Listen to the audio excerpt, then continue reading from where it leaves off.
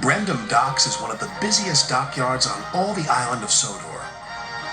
It's where ships and engines and cranes alike are busy day and night, every day of the year.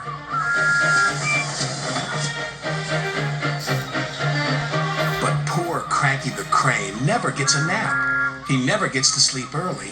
He works all the time. And his only company are the gulls that settle on his arm. So Cranky is always cranky.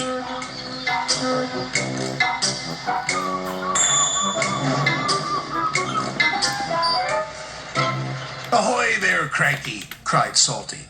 "Where have you been?" snapped Cranky. "And a good day to you too, Captain." Bill and Ben arrived for work, full of mischief. "Hurry up," snapped Cranky. "I haven't got all day." "You're no fun," grumbled Bill.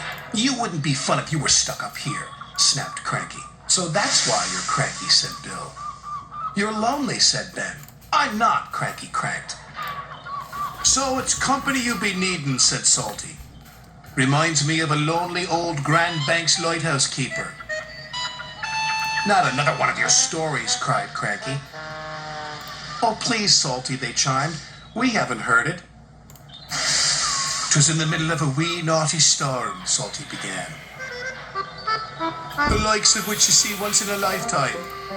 This made Cranky very cranky, so cranky that he swung his arm around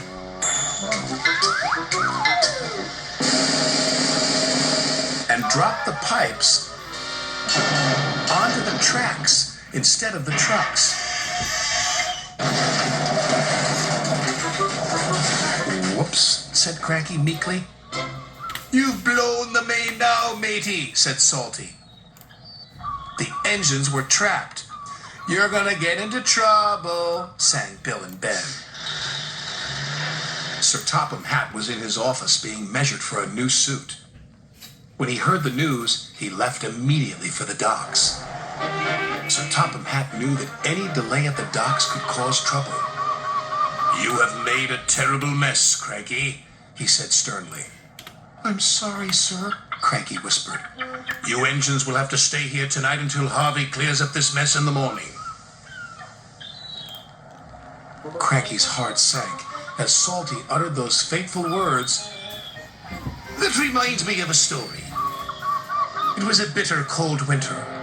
The brave little ship was stuck until the ice melted the next spring. He barely made it round the Cape.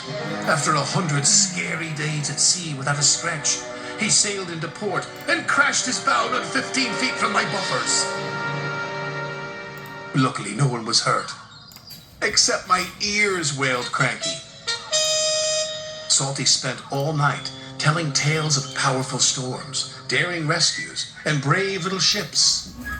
And when the sun rose, he was still talking. And talking. And talking.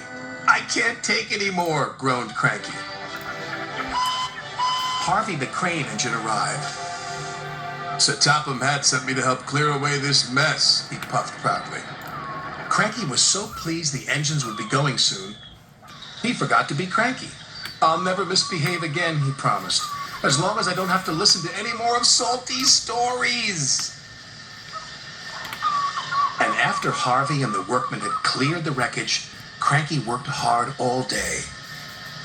He carefully loaded the trucks, helped speed the engines on their way, and he said please and thank you. "This is new," puffed Thomas, but he had spoken too soon. Cranky couldn't help himself. "It was nice while it lasted," said Percy, and all the engines laughed. But Cranky was still cranky.